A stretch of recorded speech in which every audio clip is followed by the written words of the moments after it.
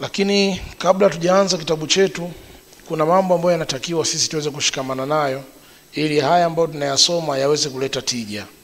Jambo la kwanza, ikhlasun niyya. Tuweze kuwa na ikhlas katika nia zetu za kuhudhuria darasa letu hili, na itahesabika kuhudhuria kwetu darasa wewe ni mukhlisa, umekuja kwa ikhlas, ukaepukana kutafuta sifa, labda ukasifiwa, mume akaona mke wangu naye vile vile sio mchezo, yuko mbele. Kwa hiyo ukafika darasani la riya wala thana wala sum'a. Lengo sio mpaka watu wakusikie au wakuone. Fanya kwa ajili ya Allah subhanahu wa ta'ala. Na katika kutoka kwako nyumbani kufika hapa, yawezekana ukachoka mama, ukapata vumbi, lakini ni jambo ambalo Mtume SAW amezungumzia katika hadithi, man salaka tariqan yaltamisu fihi ilman sahala Allahu lahu tariqan ila aljanna. Yeyote mwenye kuiendea njia ambayo kwa njia hiyo anaenda kutafuta elimu, basi Allah atamfanyia wepesi njia ya kuingia peponi. Lakini vile vile mtu anavyotembea, basi anainuliwa daraja na kufutiwa makosa yake kama ilivyokuja katika baadhi ya riwayati. Kwa hiyo sio jambo la mtu kulizembea ukakaa nyumbani mwili kidogo, kama tutakavyoona katika moja ya mambo ambayo inabidi ushikamane nao. Jambo la kwanza al-ikhlas. Na wanasema ikhlas itadhihirika kwa mambo matatu katika kutafuta kwako elimu. Ili uonekane una ikhlas katika hii njia ya kutafuta elimu, mama yangu, dada yangu, basi kuna mambo makuu matatu. Kwanza, tafuta kwa ajili ya nafsi yako. Utlubul ilma li nafsiki. Tafuta elimu kwa ajili ya nafsi yako. Yani lengo na madhumuni uweze kubadilika kwa tabia ulizonazo. Yawezekana mkaidi, unatoka nyumbani bila idhini, wewe mdomo wako ni mrefu, unapenda kuzungumzia mambo ya watu, lakini vile vile majirani hauishi nao kwa wema. Kwa hiyo unapokuja kwenye darasa letu hili, lengo utia nia kwamba Allah akubadilishe kupitia darasa hizi. Lakini jambo la pili, raf'ul jahli yani al-khalqi. Yawe malengo yako kuondosha ujinga kwa watu waliokuzunguka, ikiwemo familia yako, watoto wako, pia wewe mwenyewe, baba yako mzazi, mama yako, majirani zako pia. Basi iweze kuwa haya unayosoma haya kuwa barozi mzuri kuyafikisha katika jamii yako. Lakini jambo la tatu, antaamali bihi. Uweze kufanyia kazi, tia nia hiyo. Kwa hiyo ukija kusoma hapa ili idhihirike una ikhlas, jambo la kwanza, soma kwa ajili ya nafsi yako. Jambo la pili, kuondoa ujinga kwa jamii ulionayo. Jambo la tatu, tia nia kwamba lengo langu mimi kuja kusoma hapa nibadilike kwa tabia nilizonazo. Utahesabika una ikhlas. Na wala mtu asiseme mimi umri ushaenda, labda saizi na majukumu mengi na familia kubwa, watoto wananishughulisha. Mama, jambo la kutafuta elimu halina umri. Jambo la kutafuta elimu haina kusema mimi nina familia kubwa, bali nitakiwa uweze kupambana, uweze kupata faida, uinufaishe nafsi yako na waliokuwa kabla yako. Lakini vile vile jambo jingine, inatakiwa asabru. Inatakiwa mama ufanye subira. Jambo la kutafuta elimu ni jambo gumu. Kuna kipindi jua kali kama mnavyoona, mazingira yanawezekana sio rafiki kulingana na wewe ulivyozoea. Lakini katika kutafuta elimu fanya subira. Kwa sababu siku zote kitu chenye thamani hakipatikani kitu thamani sio kwa subira. Hata mtu ambaye ameenda migodini kwenda kuchimba dhahabu, kwenda kuchimba madini, maadamu madini ni kitu thamini, basi utakuta anakuwa na subira. Yawezekana miaka 2, 3, 4, 5 ameama kwenye familia yake, lakini maadamu anatafuta dhahabu, anatafuta kitu thamini, basi atafanya subira. Sasa jambo la elimu ni jambo la thamani. Kuwa na subira katika kutembea kwako kwenye jua, kuwa na subira katika kuiendea jambo hili, na uvumilivu vile vile. Lakini jambo la tatu ambalo litakusaidia, ikhtiyaru sahiba. Tafuta rafiki ambaye atakusaidia. Sio kila mtu anafaa kuwa rafiki yako, mama yangu, dada yangu. Kuna baadhi ya kina mama wengine hawafai wewe kuwa rafiki yako. Anakudhuru, muda wa kuja darasani yeye anakupangia safari, twende kwa mama fulani, twende huku. Ukisubiana naye kuna baadhi ya maneno unayo, unasema sana watu, unafuatia sana maisha ya watu. Kwa hiyo angalia rafiki ulionaye, na ndio maana sheria ikamruhusu mwanaume kuweza kukuchagulia wewe rafiki wa kusubiana naye. Kwamba mama fulani sitaki nimuone hapa nyumbani. kwa mama fulani sitaki kule uende, ana haki ya kusema hivyo. Kwa nini? Kwa sababu asahibu sahibu, rafiki siku zote umvuta rafiki yake. Wanasema idha saha minka alwudu falikuli hayy, yani yakishapatikana mapenzi baina mtu na mtu, basi kila kitu pale katikati kinakuwa chepesi. Ukishampenda rafiki yako, maneno yale, misemo yake ambayo amejizoesha yeye, kicheko chake anavyocheka vile, utakuta na wewe unaiga. Anacheka, mwisho kicheko chake anaweka kauli fulani, unakuta na wewe tabia ile unaiga, tila yauman baada yaumin, siku baada ya masiku. Lakini vile vile katika kuchagua rafiki ambaye utasubiana katika njia yetu, basi weza kufahamu anasema inna tuyura ala ashkali hataka, siku zote ndege wa namna moja uruka pamoja. Ukitaka kujua dini ya mtu, muangalie mtu wake wa karibu, rafiki yake wa karibu. Na Hasan al-Basri anasema man naqala ilayka kalama, yule ambaye anakunukulia we maneno. Ukiona mama una rafiki ambaye anakuletea sana maneno nyumbani kwako, wewe ukaona kwamba ni kipenzi changu, ananiletea mazungumzo ya mtaani, ananiletea story zote ambazo zinazungumzwa mtaani, mama huyo ndo anachukua maneno yako anapeleka mtaani. Man naqala ilayka kalaman fa'lam annahu yanqulu minka kama yanqulu ilayka, yule ambaye anachukua maneno kwako wewe kuyapeleka mtaani, basi jua ndo huyo anachukua maneno yako wewe anayapeleka mtaani. Ukiona kuletea ameendelea kuchukua maneno mtaani amkuletea nyumbani kwako, na wewe ukafurahia, ukaona ni rafiki yangu ananiletea mazungumzo ambayo watu wanazungumza mimi, basi jua huyo ndo mbaya wako. Simtafute mchawi, mimi nasingiziwa, nazungumza maisha yangu, mimi nafanyaje? Muulize swali. Wewe ukiona watu wanakuzungumzia sana kwa kiwango unavyozungumzia watu, basi jua wewe ndivyo unavyozungumziwa, yani wewe unavyozungumzia watu. Ukikana rafiki yako na washelesha watu maisha yao, basi jua kwa kiwango kile ambacho wewe unawashelesha watu maisha yao, na wao wanakuzungumza hivyo. Sasa angalia, huwa ukikaa kikao chako unakaa na mama nani? Huyo ndo afai kwa rafiki yako. Sasa tapunguza. Lakini vile vile tabkiru ila dars, kufanya haraka, kuwahi mapema kuingia darasani. Tujitahidi pia kuwahi mapema, saa 10 kukute hapa, na inshallah sisi tutajitahidi kudhibiti muda. Tutajitahidi kudhibiti muda kuingia darasani kwa wakati. Kwa hiyo inatakiwa mama uweze kuwahi kuingia darasani mapema. Punguza nyudhuru. Leo nilikuwa na wageni, jana dangu alinitembelea, shangazi sijui anaumwa, sijui leo sijisikii vizuri. Uchukulia kaida kwamba mwanamke hawezi kukaa bila kuwa na mshughuliko wowote, kuwa na kanuni hiyo. Kwa hiyo suala la kusoma, mama wewe chukua tu maamuzi, mimi naamua kusoma basi. Yawezekana toka asubuhi mpaka jioni unahangaika na kuosha nguo za watoto, kesho sijui visepe vya watoto, kesho kutwa unahangaika na madishi, mala kuna shughuli kwa mamkwe. Kwa hiyo wewe chukua tu maamuzi kwamba ikifika muda wa darasa hakuna mgeni, hakuna nani, kama kuna mgeni unamwambia kwa adabu tu, bana enda darasani mara moja, nitakukuta hapa nyumbani. Kwa hiyo kupunguza wingi wa nyudhuru na kuwahi darasani. Jambo la mwisho, alhifdhu alayhi, mengine tuiache. Kujitahidi kuweza kuhifadhi hiki ambacho nakisoma. Jitahidi kwenda nyumbani kujifanyia muraja, mkapigiana simu nyinyi kwa nyinyi, simuisi kuelewa mwenzangu liandika nini. Hapo Allah subhanahu wa ta'ala atajalia haya ambayo tunayasoma ni yenye kuleta tija duniani na akhera, na huenda ikawa ni sababu ya sisi kubadilika baadhi ya tabia tulizonazo. Naam, tuanze ikra alhadith.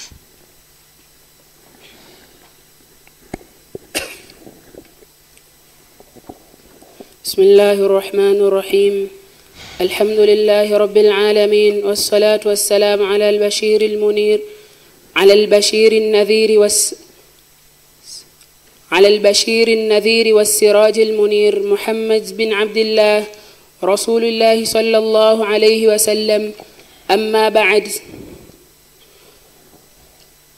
باب قرار المرأة في بيتها خير لها من الخروج ولو إلى المسجد. باب قال مؤلف رحمه الله رحمة واسعة، anasema babun qararu almar'ati fi baytiha, mlango unaozungumzia kukaa mwanamke nyumbani kwake ni bora kuliko kutoka, walau japo kutoka huko kuelekea msikitini kwa ajili ya swala, lakini kukaa nyumbani kwake ni bora katika jambo hilo. Naam.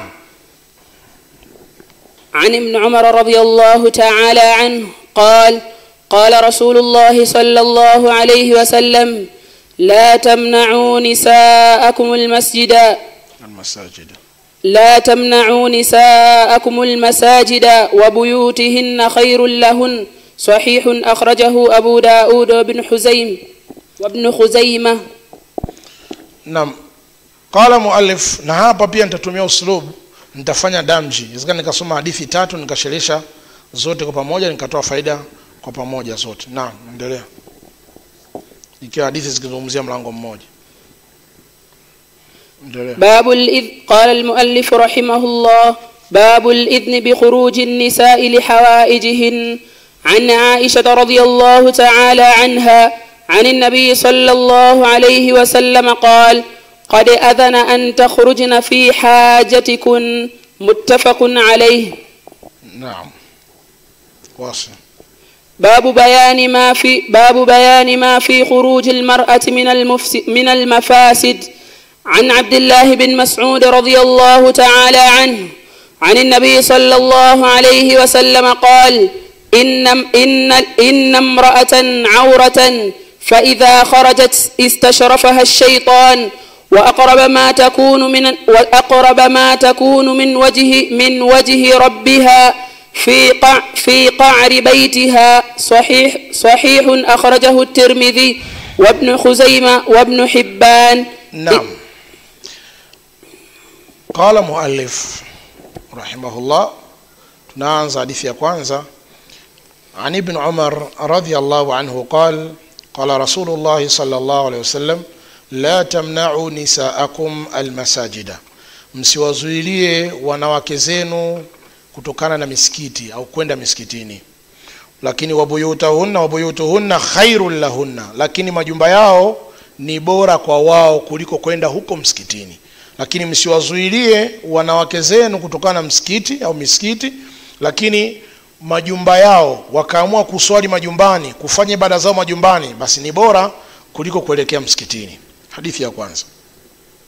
Hadithi ya pili, babul idhni bi khuruji nisa'i li hawaijihinna, mlango unaozungumzia kuomba idhini kutoka wanawake kwenda katika haja zao au kwa ajili ya haja zao. Mlango unaozungumzia kutoka wanawake kwa ajili ya haja zao.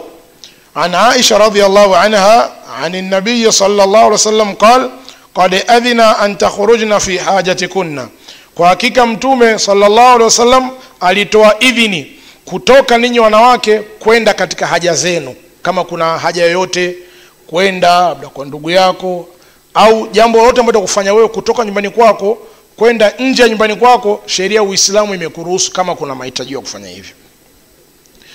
Babu bayani ma fi khuruji almar'ati min almafasid.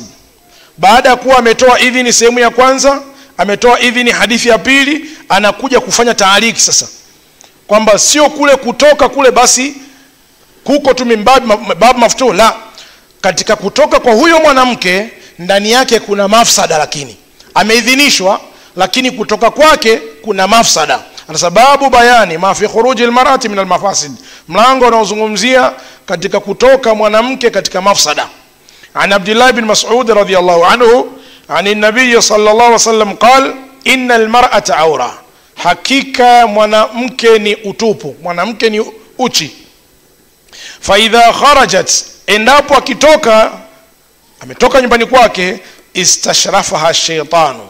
Anasema neno istashrafaha kwa maana kuja maana ifuatayo, nadhara ilaiha shayatinul ins, wanamwangalia yeye mashaitani wa kibinadamu.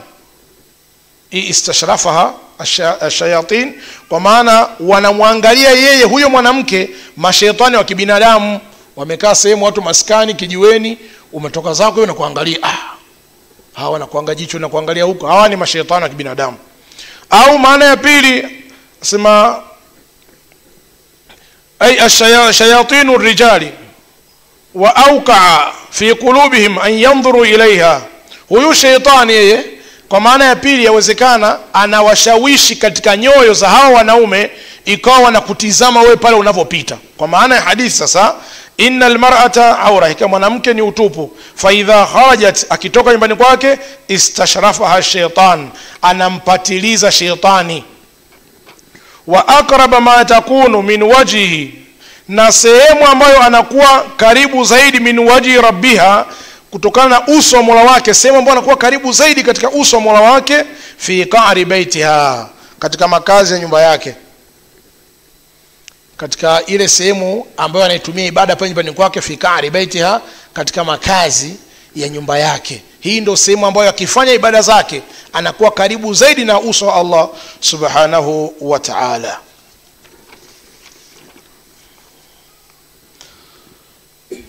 Sasa tutachagua baadhi ya fawaid ambazo tulikuwa tumeziandaa. Asma al-Islam, jaa al-Islam liyahfadha lilmar'a karamataha wa 'irdaha. Haika Uislamu umekuja kuhifadhi heshima ya mwanamke, wa shar'a laha min al-ahkam ma yuhafidhu ala dhalik. Kisha Uislamu ukaweka sheria ambazo zitaenda kumhifadhi huyo mwanamke. Wa qala Allah ta'ala, Allah akasema waqarna fi buyutikunna. Wa binaan ala dhalik, na kujengea juu ya hoja hiyo, fa innal asla, hakika asili ya mwanamke, baqaul mar'ati fi baitiha. Hii ndio asili ya mwanamke kubakia nyumbani, wa adamu khurujiha illa li daruratin au haja, na kutotoka nyumbani sio kwa dharura au kwa haja. Fajala al-islamu salata al-mar'ati fi baitiha khairun laha, ukajalia Uislamu swala ya mwanamke nyumbani kwake ni bora kwake yeye, min salatiha fil masjidi, kuliko kuswali msikitini. Walau kana al-masjidul haram, hata kama ukawa masjidul haram Makkah. Sunna luzumul buyuti wa adamul khuruji illa lihaja. Sunna mwanamke kukaa nyumbani na kulazimiana na nyumba yake na kutokuwa na haja kutoka toka. Miongoni mwa majukumu ya mwanamke ni kusimamia nyumba yake. Majumba ya waume zenu, majumba ni machafu. Wakati mwingine mama ameshughulishwa na kwenda huku, lakini nenda nyumbani kwake. Kitanda toka amekurupuka usiku, neti toka imefungwa siku ameolewa, iko vile vile. Kabati toka limeangalia kaskazini, chini ya kabati mavumbi hapo, lakini yeye yupo. Barazani pako shaghala baghala kabisa, lakini yeye yupo. Sasa asili ya mwanamke kubaki nyumbani kwake kushughulikia haya, lianna hadha min asbabi salama, kwa sababu jambo hili miongoni mwa sababu za usalama huyo mwanamke. Wal khuruju ila al-aswaq wa ziyarati al-kathira min asbabi al-fitna, na kutoka kwenda mabarabarani miongoni mwa sababu za fitna. Fal afdhalu laha adamul khuruj illa lihaja, bora kwa huyo mwanamke kutotoka isio kwa mahitaji maalum, kwenda hospitali, kwenda clinic na mambo mengine ya kiulazima.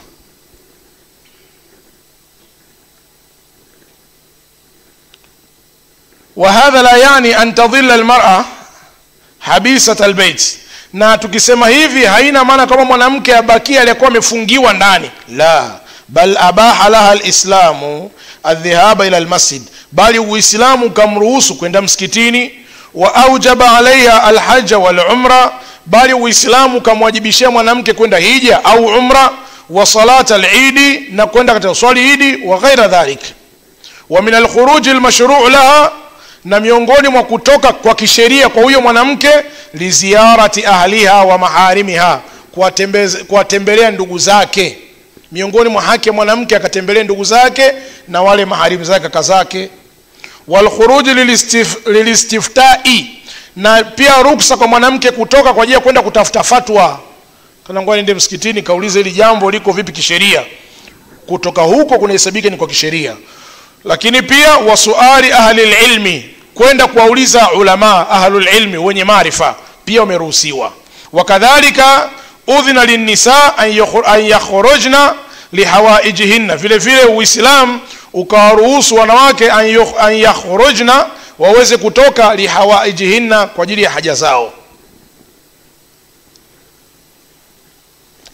Hukumu amali almar'ati kharij albayt, kwenda haraka kidogo. Hukumu ya kufanya kazi mwanamke nje ya nyumba yake.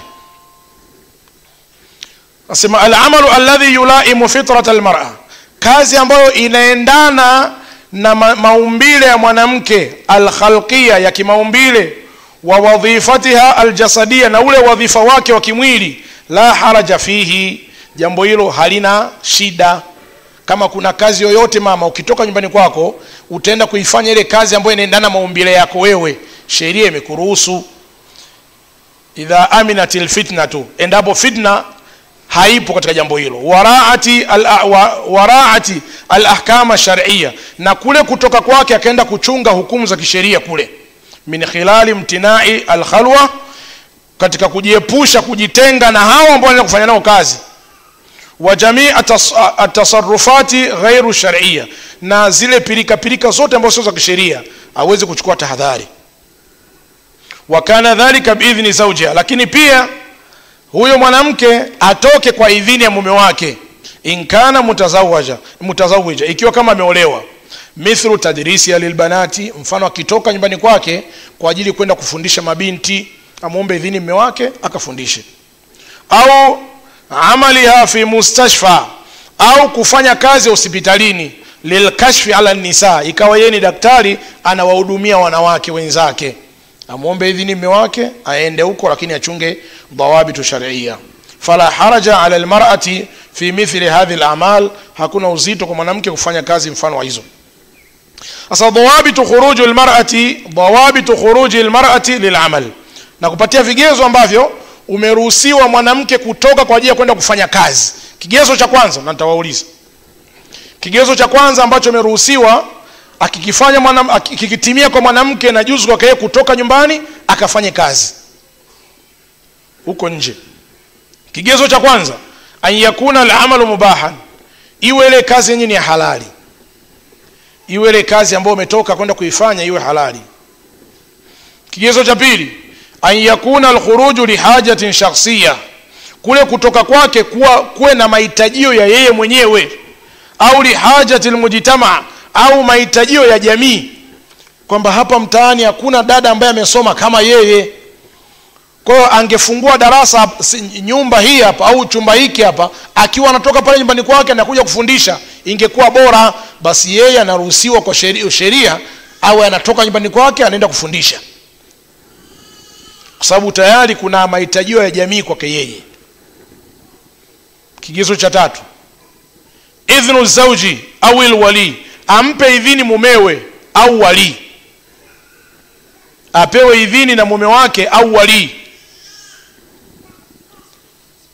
Jambo la nne, adamu tafriti fi haqi zawji au alawladi, huko kutoka kwake kwenda kufanya hiyo kazi kusipelekee kuzembea baadhi ya majukumu au haki ya mume na watoto.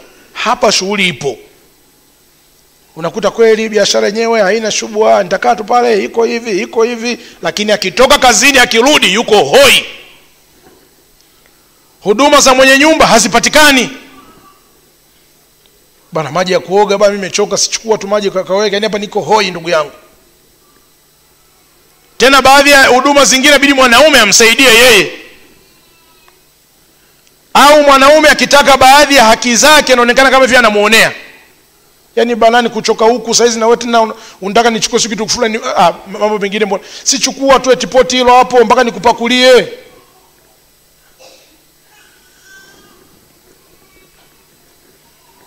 Awil aulad, au watoto, ikawa watoto wametoka mashuleni wamerudi nyumbani, mama hayupo. Yuko wapi? Yupo kijiweni huko. Yuko wapi? Yuko si nyumba ya fulani pale.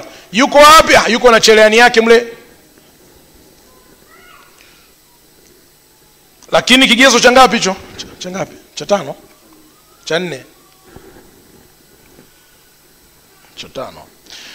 Kigezo cha 5, mulaimatu al-amali li tabi'ati al-mar'a, kuendana na hiyo kazi na maumbile ya huyo mwanamke. Ataruhusiwa dhawabiti za mwanamke kwenda kufanya kazi, hiyo kazi yenyewe iendane na maumbile yake. Sionekane unaenda kupiga zege huko, nenda kubeba matofali. Bila shaka hapo utakomaa, mkono wako wewe na mume wako mtakuwa sawa, hajulikani nani mke. Sasa utawawa kambale, mtoto sharubu, mama sharubu, baba sharubu.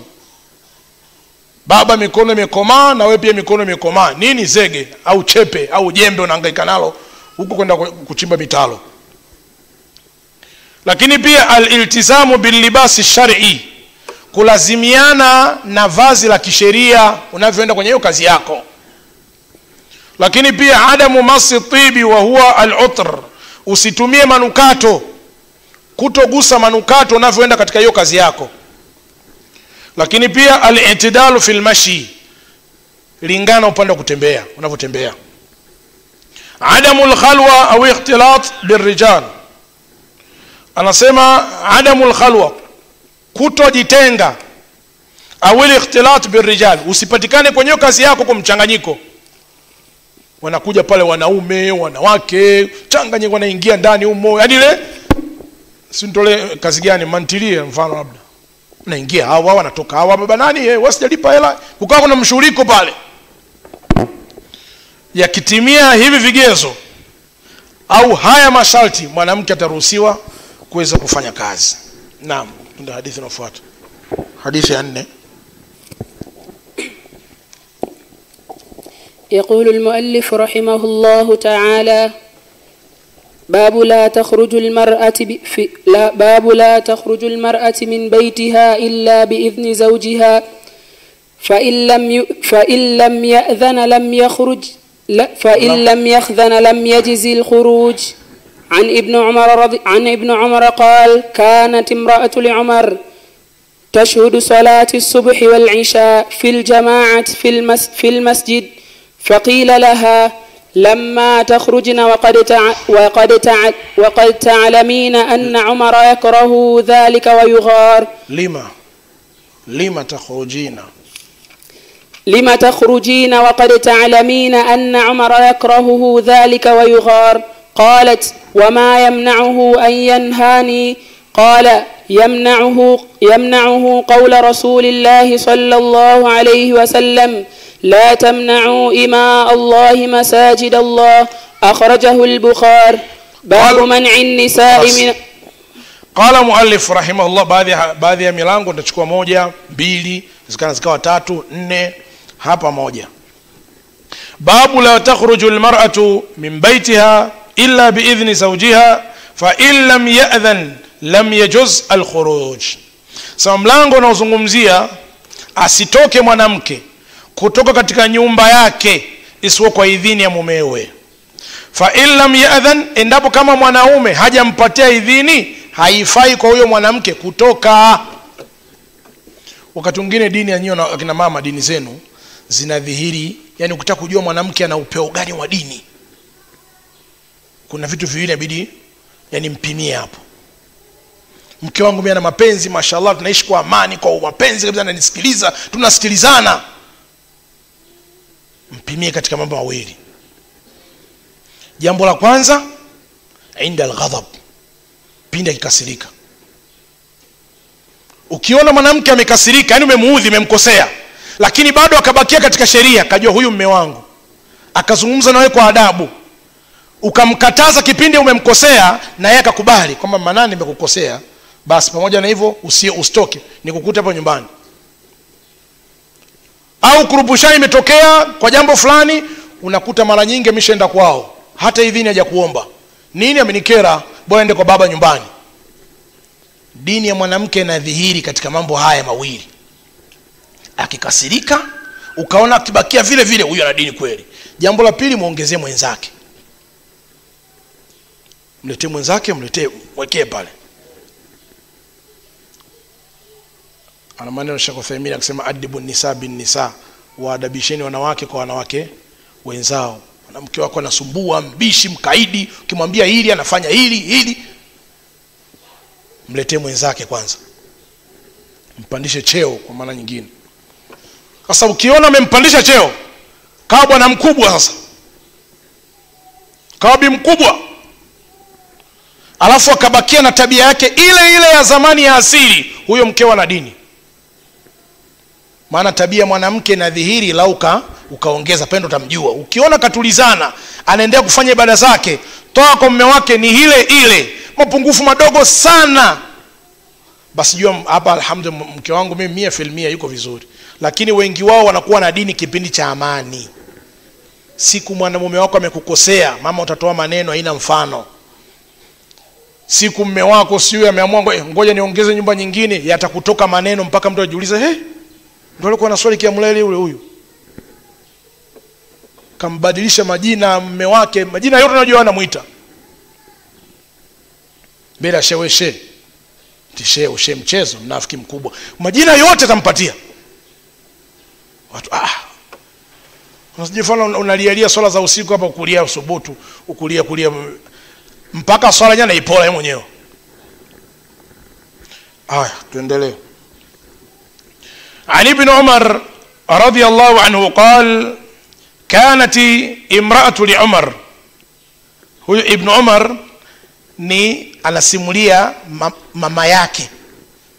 Ibn Umar, mtoto wa Umar, anasema alikuwa mke wa Umar, kwa maana mama yake yeye, tashhadu salata subhi, akishuhudia swala ya subuhi fil jamaa fil masjidi. Yani kiufupi mama alikuwa akienda kuswali swala ya jamaa msikitini. Faqila laha, akaambiwa, lima takhrujina, kwa nini unatoka? Wakad taalamina, na hali ya kuwa unajua, anna Umar yakrahu dhalika wa yughar, unafahamu fika kwamba Umar jambo hili anachukia na ana wivu. Sasa kwa nini unatoka? Qalat, angalia mwanamke mwenye elimu. Wanawake hawa ndio ambao tunawahitajia katika jamii tulionayo. Mama, tia nia wewe huwe kama hivi sasa. Qalat, akasema, wama yamnauhu an yanhani, sasa kitu gani kinamzuilia yeye kunikataza? Mimi si ndo mke wake? Anastahili nikataze kila lile ambalo yeye linamkwaza? Kwa nini asinikataze? Qala, akasema, yamnauhu qawlu rasulillahi sallallahu alaihi wasallam, yamzuilia yeye kauli ya mtume. Kumbe katika hadithi unapata faida kwamba kuna baadhi ya mambo mama yawezekana wewe katamani hilo jambo, ukawa unatamani liwe hivi, lakini kwa mujibu wa sheria haijahukumu kama unavyotaka wewe. Mwanamke wa sunna, mwanamke wa kisalafi aweze kuwa tayari kufuata sheria na kuacha matamanio yake, hata kama anaumia, kwa sababu Allah hawezi kuweka sheria ambayo inakuumiza wewe. Anapata faida gani? Yani kwa nini aweke sheria ambayo anakuonea wewe? Kuna faida ambayo anaipata? Kwa kuna mwanamke hawe kama hivi.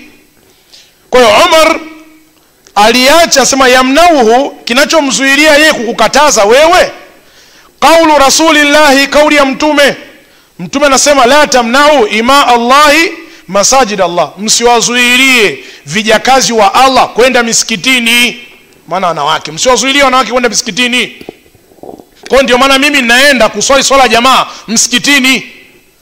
Na hivyo hivyo mama, ukiamua siku yake ngoja niende msikitini bana, naelekea msikitini, haruhusiwi yeye kukukataza, kwa sababu una ruksa katika sheria. Iwe tu kutoka kwako kuwa kuna vile vigezo ambavyo tavielekeza. Asema hal takhruj albintu biduni idhni walidiha, je, binti anaweza akatoka nyumbani kwake pasina kuomba idhini ya mzazi wake wa kiume? Sema idha kana waliyu amriha yamliku amla tazwijiha, ikiwa huyo wali wake ndo anamiliki jambo la kumuozesha, famimbabi aula, basi ni zaidi an yamlika alqiyama alaiha, kumiliki yeye, kumsimamia, fi amriha kulli, katika mambo yake yote. Wa min dhalika, na katika hayo, an ya'dhana laha fil khuruji min baiti, kumpatia idhini kutoka nyumbani kwake, au la ya'dhan, hilo ni jambo la baba. Khasatan, hasasa ma fasadi zamani wa taghyir al ahwal, hasasa hali ya kufisidika zama na kubadilika hizi hali. Bas bali alwajibu ala alwali aban kana am akhan, sawa sawa baba au kaka, wajibu kwake yeye an yatahammala hadhihi almas'uliyya, ayabebe haya majukumu, ayabebe haya majukumu endapo huyo binti hajamuozesha. Lakini kama amemuozesha, basi jukumu la idhini litabakia kwa mume wake kule. Sual, almaqudu alaiha wa hiya fi baiti waliha, وهي في بيت وليها، هل تستأذن عند الخروج من زوجها أم وليها؟ mwanamke ambaye ameolewa ameenda kwa baba yake, kwa wali wake, kaka yake yuko, kaka yake anakaa, lakini ameolewa, mume wake yupo, akitaka kutoka pale wa kumuomba idhini nani? Mume au huyu baba au kaka ambaye anakaa naye kwa muda ule? Yalzamu zauja, inamlazimu mke taata zaujiha, kumtii mume wake, wastiidhani, na kuweza kumuomba idhini, idha intakalat ilayhi, endapo akienda kwake yeye, kama yalzamuhu an yunfika alayhi, kama ilivyokuwa ni lazima kumhudumia. Wa amma idha kanat fi baiti abiha, ama ikiwa huyo mke yupo nyumba ya baba yake, walam yadkhul biha zawju, na yule mume hajawahi kumwendea, imefungwa ndoa, mume wake yupo huko, bado hajamgusa yule mwanamke, yupo pale kwa baba yake mzazi, fala yajibu ala zawji, si wajibu kwa mume an yunfika alaiha maadama fi baiti abiha. Jambo la kwanza, sio wajibu kwa mwanaume kumhudumia kwa baba yake pale, tuelewane, kwa sharti kama imefungwa ndoa, mwenyewe bado hajamgusa, yupo huko na kazi yake huko, baba yake endelee kumhudumia. Walaysa alaiha, na wala sio wajibu kwa huyo mwanamke taatuhu, kumtii. Wa inma tasta'dhinu abaha wa tuti'u, yeye yule binti sasa ataendelea kumuomba idhini baba yake na ataendelea kumtii baba yake. Fa idha intakalat ila zawjiha, akienda kwa mume wake, kanat ta'atuhu awjab, kutii kwake, kumtii huyo mume wake ndo wajibu zaidi sasa. Lakini kama ndoa imefungwa, mume wake yupo huko, yupo kwa baba yake pale, baba inabidi aendelee kumhudumia. Na vile vile jambo la kutoka pale, baba mtu lazima atoe idhini. Zana nafahamiana vizuri. Jambo jingine, masala khurujul mutallaqa athna al-idda, kutoka mwanamke aliyepewa talaka kipindi cha eda, hali yahtaju ila idhni, je panahitajika idhini?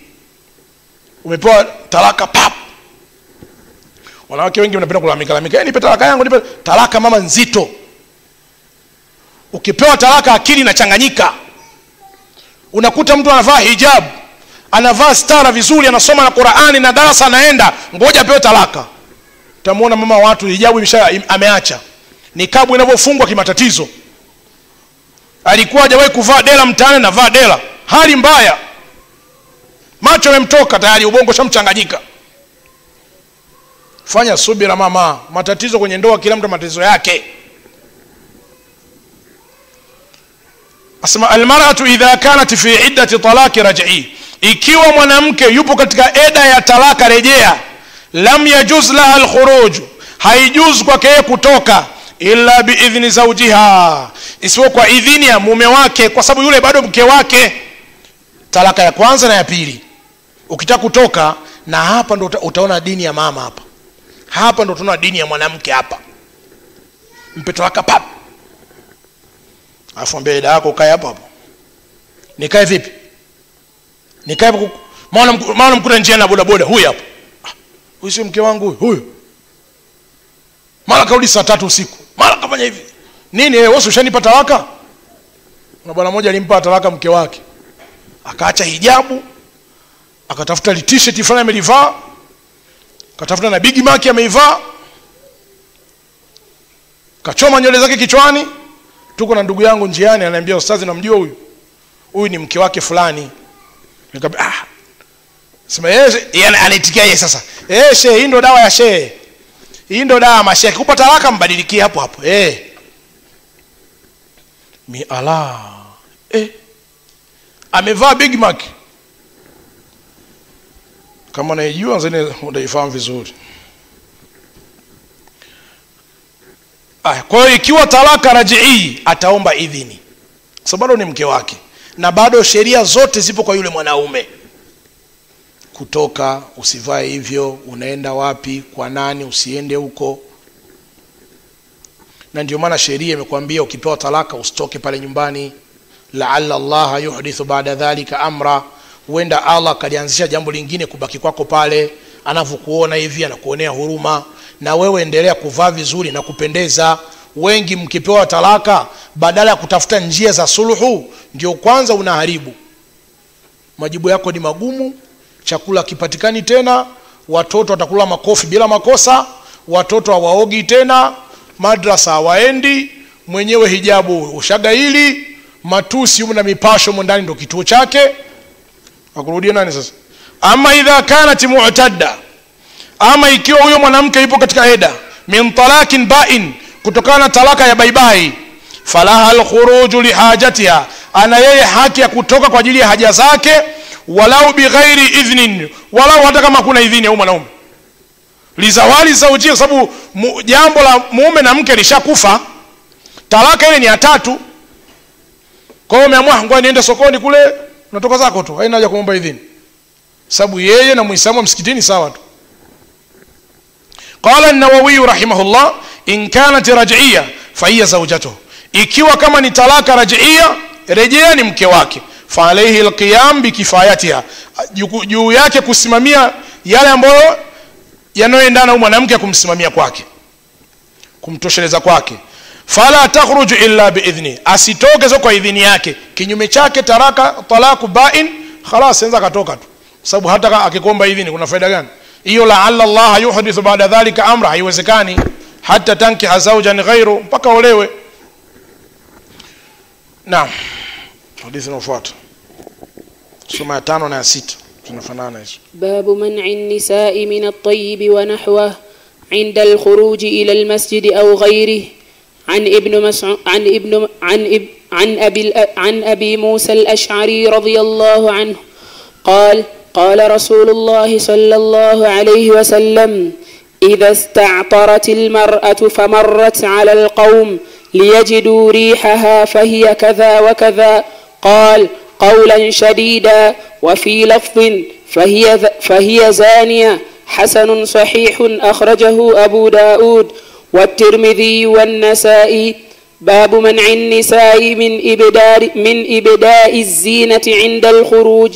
عن فضالة بن عبيد رضي الله تعالى عنه عن رسول الله صلى الله عليه وسلم أنه قال: 3 لا تسأل عنهم: رجلا فارق الجماعة وعصى إمامه فمات عاصيا، وأمة أو عبدا أبقى من سيده فمات، وامرأة غاب عنها زوجها وقد كفاها مأونة الدنيا فتبرجت بعده، فلا تسأل عنهم. صحيح. التبرج إظهار المرأة زينتها ومحاسنها للرجال أخرجها أحمد والبخاري في الآداب المفرد والحاكم. حديث ngapi maso huko kuna maneno mengi. طيب yapo. Qala muallif rahimahullah, hadithi ya 5 na 6 anasema babu man'i nisa'i min ibda'i zina inda al-khuruj, mlango unaozungumzia kuwazuia wanawake kutokana na kudhihirisha mapambo wakati wa kutoka, kizaza kingine hiki. An Fudala bin Ubayd radiyallahu anhu an Rasulillah sallallahu alaihi wasallam annahu qala. Naam, ya 6. طيب ya 5 ni ipi? Imekuja hivi imeenda juu. Babu man'i nisa'i min at-tibi, mlango unaozungumzia kuwazuia wanawake kutokana na manukato, wanahwi, inda al-khuruji ila al-masjid, wakati kutoka kuelekea msikitini au ghairi au sehemu zingine. An Abi Musa al-Ash'ari radiyallahu anhu qala Rasulullah sallallahu alaihi wasallam idha ista'tarat al-mar'atu, endapo akijipaka manukato mwanamke, famarrat ala al-qaumi, akapita kwa watu fulani, lengo na madhumuni liyajidu rihaha, ili wanuse ile harufu yake, fahiya kadha wa kadha. Qala qawlan shadida, akaficha kidogo pale, alisema kauli kali. Wa fi lafdhi, katika lafdhi nyingine, fahiya zania, mzinifu yule mwanamke. Sababu kama mpaka manukato yako umekuta wanaume wamekaa pale, umepita ili wanuse harufu yako, una lengo gani? Hii hadithi ya kwanza. Hadithi ya 6 imeishia hapo hiyo hadithi au inaendelea? Imekuja tu rawi sio? Hasan wa akhraja wa Abu Dawud wa Tirmidhi wa Nasai. Babu man'i nisa'i min ibda'i zina 'inda al-khuruj. Mlango unaozungumzia kudhihirisha wanawake mapambo wakati wa kutoka. An Fudhala bin Ubayd radhiyallahu anhu an Rasulillah sallallahu alaihi wasallam annahu qala thalathatun la tas'al anhum, watu watatu la tas'al anhum. Anasema katika tafsiri ya haraka haraka, sema watu wa sampuli tatu usiwaulizie. Usiulize. Tafsiri ya kwanza, adhabu ambayo wataipata. Watu wa sampuli tatu usiulize adhabu ambayo wataipata. Anasema hapa la tasal an kayfiyati uqubatihima, usiulize namna ya adhabu yao, watapata adhabu kali. Au la taatamu bihim, au usiwazingatie hao watu watatu. Au la tasal ash-shafa'a fihim fa innahum halikun, usiwaombe uombezi mbele ya Allah ikawa wataangamia. Kwa hiyo watu thalathatun, watu wa sampuli tatu, la tasal anhum, usiwaulizie. Sehemu ya kwanza. Tafsiri ya pili, usiulize kuhusiana na adhabu ambayo itakumbana nayo siku ya kiyama. Tafsiri ya tatu, usiwaombe shafaa siku ya kiyama. Rajulun faraka aljamaa, mtu ambaye amefarakanisha jamaa. Mfano msikitini hapa letu moja tunashirikiana pamoja, akaja mtu akatupasua. Wa asa imamahu, na akamuasi kiongozi wake. Famata asiya, na akafariki aliyekuwa amefanya ule uasi. Tu wa kwanza huyo.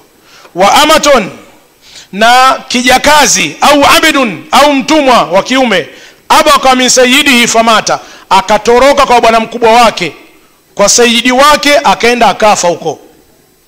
Siulize habari yake huyo mtu. Wa mra'atun, na mwanamke, ghaba anha zawjuha, ameondoka mume wake, kasafiri labda, wakad kafaha mu'nata dunya, na amemtosheleza yale mahitaji ya kidunia yake.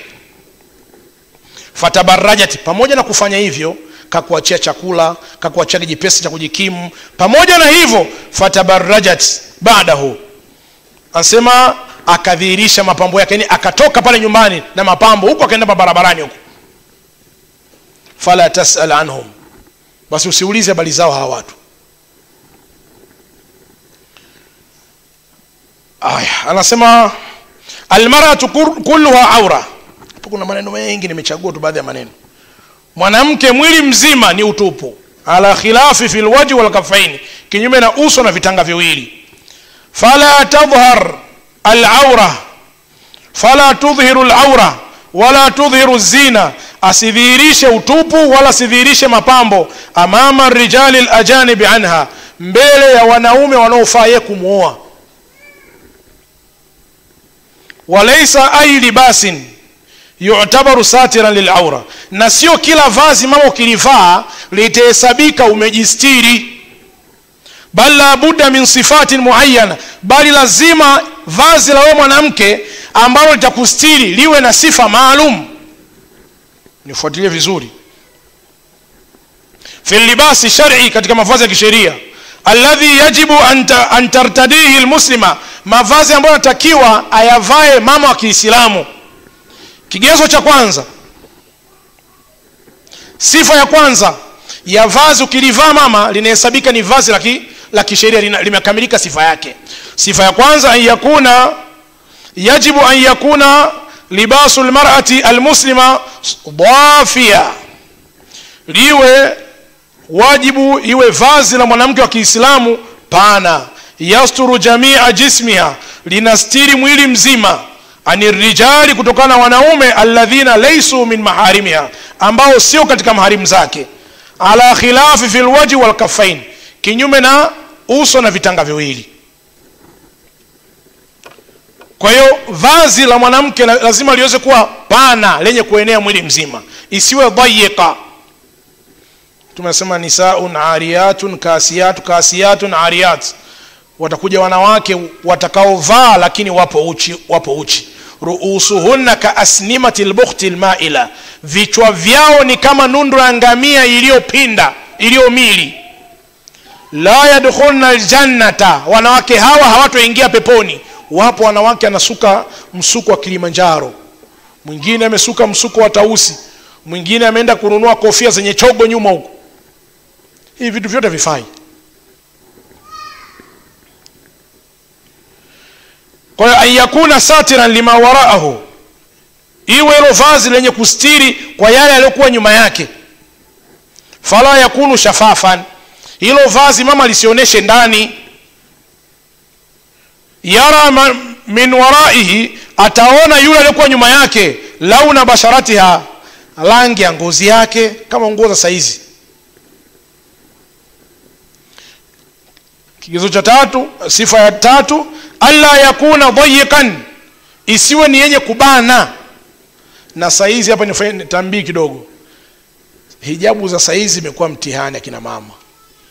Wengi akina mama saizi amvai hijabu, umeingia kwenye mishono. Tena mishono ingine ni sheitania. Mtu amevaa ameshona shungi refu kabisa, afu analipasua kuanzia chini mpaka kwenye bega. Mkono unapita na huko mpasua, mkono unapita hivi. Mbele kuna kipande cha nguo, nyuma kuna kipande cha nguo. Akikata akitembea hivi mkono unatoka nje hivi. Anaonekana sehemu ya mbavu ile pale. Sasa hii stara hata ieleweki. Mwingine na yeye anaweka fito fulani chini, jeusi lakini chini anapitisha rangi fulani. Au mwingine anakunja inakuwa kama vile ina manyoya. Alakuli hali jamani, stara haijafika lizina kwa ajili ya mapambo. Lengo la stara mtu akikuangalia hivi asivutiwe na wewe upite zako. Dhalika adna an yurafna fala yuudhaini, jambo hilo tapelekea nyinyi hamtoudhiwa. Sasa hii ndio shida ya YouTube ya saizi. TikTok, mtu ameangalia kwenye TikTok mshono fulani huko, anapiga picha anaenda kwa fundi wake, angalia hii hapa, nimependa hii kitu. Mtu kavaa shungi, kavaa na nikabu umo, ukimwangalia kama nesi hivi huwezi kuelewa huyu nesi au ninja, huwezi kujua kitu gani kinatembea. Hijabu Allah Allah, wenyewe mnajua vizuri, nikiongea mnaelewa vizuri tu. Lakini pia alla tashtabih birrijali fi libasi, isifanane na vazi la wanaume. Jambo la tano, alla yakuna fihi zina tultafatu al-andhar inda khurujiha min al-manzil, isiwe hiyo hijabu yako ina sehemu ya mapambo. Mapambo hayo yataangaliwa pindi ukitoka nyumbani kwako. Mtu umepita angalia mshono ule, unaona mshono ule imempendeza, angalia fito ile pita chini ile, mama mna hijabu hapo. Sharti la sita, alla yashtabiha libas al-kafirat, isifanane na vazi la makafiri, wanawake kikafiri. Ikawa kidogo nataka kidogo ulibane hapa katikati, bana afu lishuke kidogo, mguu kidogo stara. Alla yakuna mubakhira mutayyiba, isiwe imewekwa udi. Ukachukua udi wako mama, ukachukua hijabu yako ukaiweka, ukaweka udi chini, ukipita hivyo unanukia udi. Mwanamke udi nyumbani kwako. Mwanamke udi vipi? Nyumbani kwako. Wewe na watu kama mama nyingi nyumbani kwao wala watumie huo udi. Kiingia nyumbani kwako kama ingia kwenye dampo hivi, kama bango la nyuki unaingia hivi. Vitunguu viko barazani pe mwenyewe unajua sasa sufuria jana imelala hapo, ulichambua mchicha upo hapo, vurugu mtindo mmoja. Watoto wameruka juu ya makochi, ili limeangalia kaskazini, ili kusini, mpaka anakuja mgeni unampa kwa dakika 2, subiri kidogo ili paandaliwe ndani. Sharti la 8, alla yakuna libasu shuhra, isiwe ni katika vazi la kiumashuhuri. Yani mashuhuri kwamba tumeamua si tuvae hivi. Wazina min haythu istimali yatankasimu ila qismaini, ila 3 aqsam. Ama mapambo, upande wa kuyatumia mapambo mama, yamegawanyika sehemu kuu 3. Zinatul mubaha, mapambo ambayo ni halali. Kullu zina abaha shar'u, ni yale kila mapambo ambayo sheria imeruhusu na ikampatia ruksa mwanamke kutumia.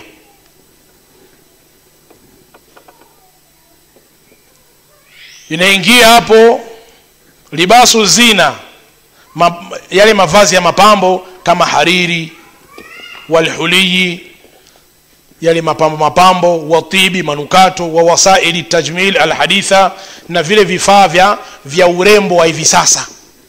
Haya ni mapambo pia ambayo mubaha, umeruhusiwa. Nyumbani kwako mama, tumia vile vitu ambavyo vya mapambo. Sijui una hereni, una mikufu, una vitu gani unavaa mikononi, miguuni, mwenyewe kuna vitu fani unapaka, unakuwa hivi. Ili mradi tu upake kwa kupendeza, usije ukapaka kuonekana kinyago. Wewe unajijua rangi yako fulani, unaenda kupaka vitu rangi nyingi mpaka unakuwa matata saklini, haieleweki sasa.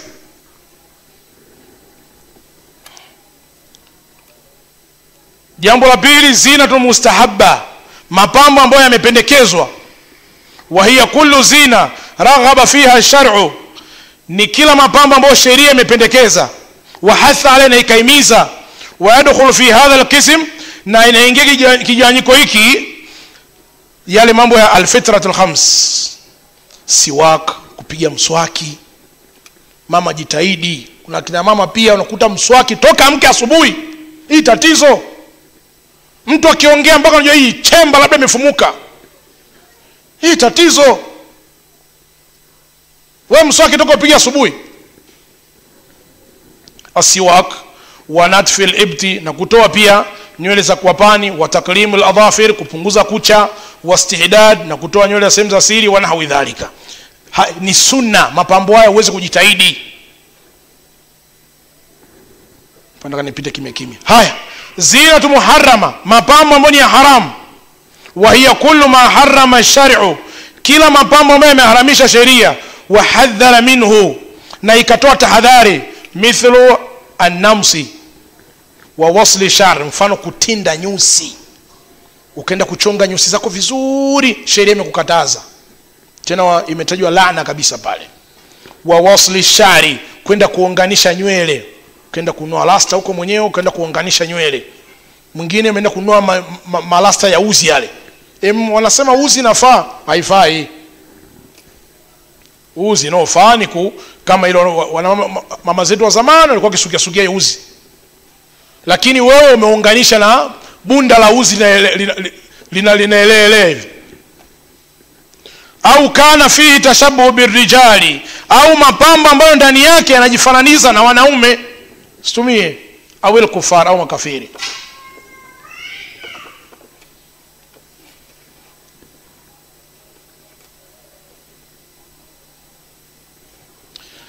Asema azina tashtamilu, hayo mapambo yanakusanya, tashtamilu alkohol, mtu kutumia wanja, imeruhusiwa wanja.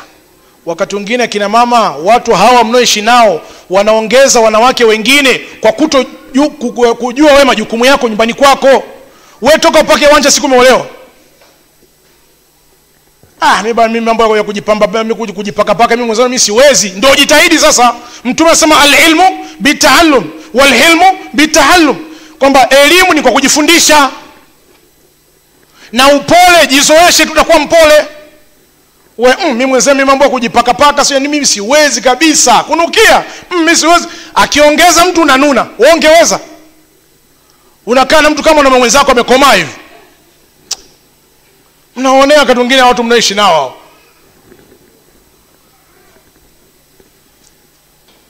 Walmikiyaj, lakini pia miongoni mwa mapambo almikiyaj, wanaita makeup pia.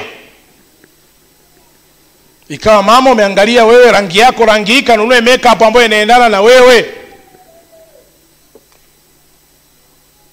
Na hii wakati mwingine wale ambao Allah wasageni wagusi, kuta mtu anaolewa, binti anaolewa, unamfahamu rangi yake, siku ya ndoa nakuta kichwa kile kimebadilika rangi. Sasa mtafutieni makeup ambayo itampendezesha. Wakati mwingine mtu anakuwa kama vile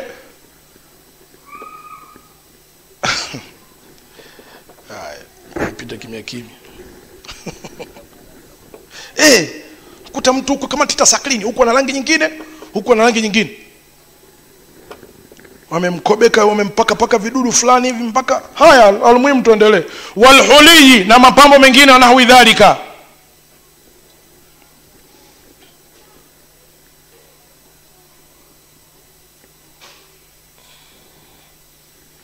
Sa hukumu, napunguza maneno, nataka nimalize hapa, nishachoka.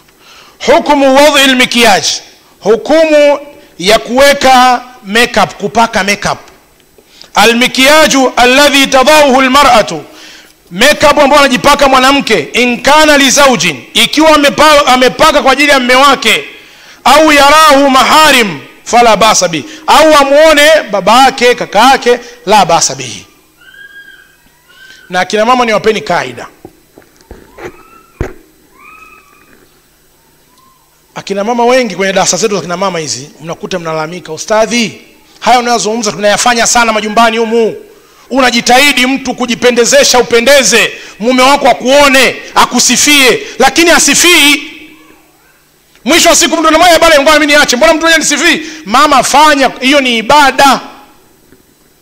Kama mwanaume angekuwa anakuhudumia wewe ili umshukuru, ndoa hiyo wenyewe unafahamu kama ingekuwa isiyo hiyo, mkishamwagikana. Wakati mwingine unahudumiwa na maneno unayatoa mdomoni machafu, lakini anakuletea mchele unakula vizuri tu, na siku ya Eid utavaa na maneno machafu unayatoa. Sasa ili mama uweze kubaki katika dini yako, kitu ambacho kitakusaidia wewe, chukulia wewe kupaka vizuri, kujipendezesha, kubadilisha nguo, kupaka manukato nyumbani kwako, ni haki kwa mume wako kuwapata mambo hayo kwako wewe. Sawa sawa amekusifia au hajakusifia, hilo ni jukumu lako, imeisha hilo. Mama utaendelea hata kama hajakusifia. Lakini ustazi asifia kidogo ili mtu upate motisha, ndo hajakusifia sasa ndo uache. Maana si kila mwanaume, wakati mwingine alikotoka huko wametibuana huko. Kuna siku nilikuwa na binti yangu tunapita sokoni katika mji wetu huko. Walikuwa tunagombana kitu, mara mmoja akampiga ngumi mwenzake akadondoka chini. Ikawa yule bwana damu zinatoka hivi. Binti yangu anambia, baba mbona wewe amempiga vile? Nikamwambia unaona kama amepigwa yule, yani yule lengo lake afanye kazi pale, apate chote kitu apelekee watoto wake, na yule naye anataka hivyo hivyo. Kwa mwisho amepigwa vile, na yule hana pa kwenda kusemelea. Akirudi nyumbani kwake huenda asimwambie mke wake ile jambo bwana. Naongea naye binti yangu, sema mwenyewe anashangaa, pigwa ngumi ya maana kabisa. Sasa mtu mama, mume wako ndo amekula ngumi kama hii, jioni wampaka makeup, utasifiwa hapo? Ungekuwa ungeweza kula ngumi ya maana kabisa? Mke wangu mpendeza leo, mvumilie haya. Hawa watu wanapitia mazingira magumu wanapoenda kwenye shughuli zao. Wakati mwingine anadaiwa madeni huko, amechukua biashara ya mtu, amekata kauli zake nyumbani, kakutana na makeup yako wewe. Na mimi sipaki tena makeup, mtu mwenye nisifii. Unajua anapitia nini? Na si kila kitu katika utafutaji utamwambia mkeo. Kuna baadhi ya wanawake wengine wana kichwa cha dagaa, ukikalisha mzigo kinapasuka pa. Yaani umfikishie, unakaa nao kimya tu. Barani, mbona kama leo una furaha? Hamna, niko vizuri, niko kawaida, niko vizuri. Mbona anajilazimisha pale? Unakuta kama anacheka cheka hivi. Niko vizuri. Lete kwa kitu nipige kwa chakula. Sasa mmoja nisifia na makeup, ndio wanaharibu sasa. Kwa hiyo wewe jukumu lako mamangu, simama ile nafasi yako. Suala la kusifiwa, ukisifiwa alhamdulillah, hujasifiwa simama kwenye nafasi yako. Kama vile ukipanga nyumba na jirani ambaye ana tabia za kifedhuli, ana mdomo, ana uchoyo, ana kila tabia mbaya, huyu mama asikuharibie tabia yako ya asili. Kama wewe mkarimu, huwa unampatia mboga, yeye akupatii, usiache hii tabia yako kwa kumwiga huyu. Baadhi ya watu ukipanga nao nyumba moja, upande wa usafi yeye ni duni, vyo vitatu anatumia ndoo ndogo cha yule ameenda zake. Wewe kideki, mashallah deki inaonekana, ukamwangalia uko na mimi wanaona mimi mjinga basi haina shida, na mimi kuanzia leo ndoo moja hiyo tuangalie itatokea nini. Mama, hilo ni kosa. Kuna kipindi lazima ufanye haki, yani bakia na ile tabia yako ya asili, usiige huyo. Ibn Qayyim al-Jawzi anasema al-qalbu, moyo ni kama sponge, ukiweka mafuta na kunywa, ukiweka maji na kunywa, ukiweka maziwa inanyonya hivi. Usije ukaacha tabia yako ya asili kwa kutaka kumkomesha huyu ataama, alafu ile tabia itakuingia ndani ya nafsi. Atakuja msafi mwingine kama ulivyokuwa wewe zamani, atakushangaa wewe. Maana mbona ondeki na ndo moja? Kawaida, si ndo tushazoea hapa ndo moja tu. Wewe ngapi? 3. Makubwa. Hata wewe utaacha tu mwenyewe. Mimi nilikuwa hivyo hivyo. Kaacha tabia yake ya asili kwa kutaka kumlipiza mtu, mwisho akajaa moja kwa moja. Kutoka tena ni ngumu. Na ndio maana baadhi ya wanawake wanashindwa kuishi kwa wema na wake wenzao. Moja, kutokana na yale ambayo aliahidi endapo mume wake akioa. Mimi wangu akioa subutu yake. Bonta huwa mtu tamtukana matusi. Huyo mwanamke ana shida kweli kweli. Ushawaahidi watu kijiweni hivyo. Mara baba nani kaoa. Inabidi ufanye kitu ili ulizishe kile kijiwe, waone umechukua hatua. Anakuja na mfuko wake ule umekaa tu. Mimi nilisema kwa kweli mimi nachezewa. Watu mbona ameoa? Angoja uone akao nitampokea huo mzigo. Kaingia mpaka ndani mimi siendi. Lakini anafanya haya na mtaka kwenye suluhu kumnasi, sio kama hajui anachokifanya. Anajua fika, lakini huyu anaridhisha kijiwe. Kumbadilisha mwanamke kama hivi ni kazi mno. Mwingine alikuwa na tabia yake, mkaenda kupanga, wale watu ambao wamepanga majumba, ni mnielewe vizuri sana. Tabia ulioenda nayo pale kama ilikuwa njema, mama baki nayo vile vile, hata kama wale watu hawana tabia mfano wa ile. Ni wachoyo, ni watu kuzungumza watu, jizuie. Akisemwa mtu pale, wakichambuliwa mtu, jua hawa ikiwa kama wanamchambua mtu fulani, yeye mwenyewe hayupo, nikitoka mimi sichambuliwi hapa. Tulia mama. Kama kuna uwezo hicho kijio kukimbia kidogo kidogo, kimbia. Wa in aradat an takhruja bihi fala yajuzu laha, na akitaka huyo mwanamke kutoka na hiyo makeup yake usoni, haifai illa idha kana wajhuha masturan bil hijab, isikuwa huo uso wake endapo kama atajistiri na hijabu, fala haraja, hakuna uzito inda dhalika fi wad'ihi, kupaka hiyo makeup. Wa amma idha kanat kashifa, ama ikiwa uso wazi, fala yajuzu laha al khuruju, haifai kwake yeye kutoka mutlaqan, moja kwa moja. Umpaka makeup yako, mpaka si vitu gani mdomoni, umpaka wanja vizuri kabisa, umefunga mwenyewe mtandio si kitu gani, ukatoka utashughulisha watu. Nenda ukanawe huko utoe.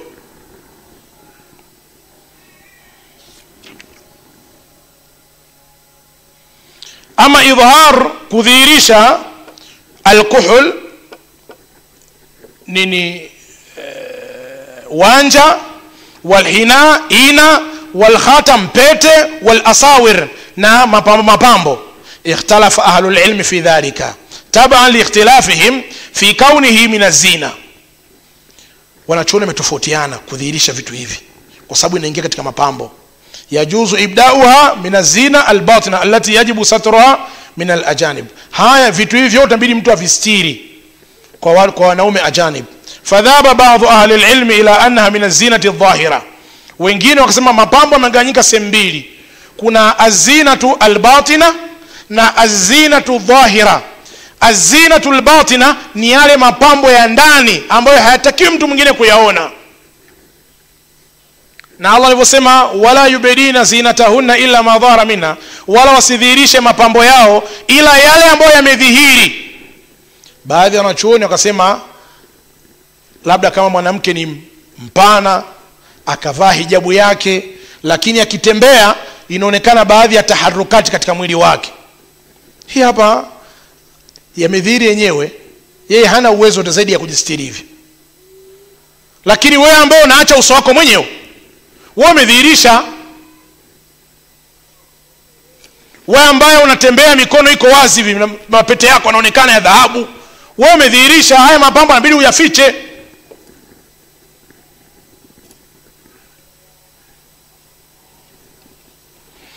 Asafa ala almar'a an tajtahida fi ikhfa'i likulli ma huwa zina. Mwanamke ajitahidi kustiri mapambo yote ambayo anaona ni katika mapambo, ajitahidi kuyastiri na watu wala wasiaone. Lakini kitokea sasa Allah alivyosema wala yubdina zinatahunna illa ma dhahara minha, qala, akasema Ibn Abbasi alkuhl wal khatam, kwamba ikitokea mwanamke amedhihirisha wanja ule, ampaka wanja ukaonekana, au amevaa pete kaonekana, inaingia hapo kwamba jambo ambalo limedhihiri lenyewe. Wakala akharuna inna minazina, wengine wakasema pete akidhihirisha atakuwa imeingia katika kudhihirisha mapambo, inabidi pia aistiri isionekane kwa watu wengine. Ala kuli hali, mwanamke ajitahidi kuweza kustiri mapambo yale ambayo Allah subhanahu wa ta'ala amemjalia, ima katika maumbile yake au kwa yale ambayo anayatumia katika kujiremba, ima katika hizo makeup na vitu vingine ambavyo nyinyi mnavijua zaidi kuliko mimi ambaye ninazungumza. Sallallahu ala sayyidina nabina Muhammad wa ala alihi wa sahbihi walhamdulillah. Hadithi ya ngapi? 6.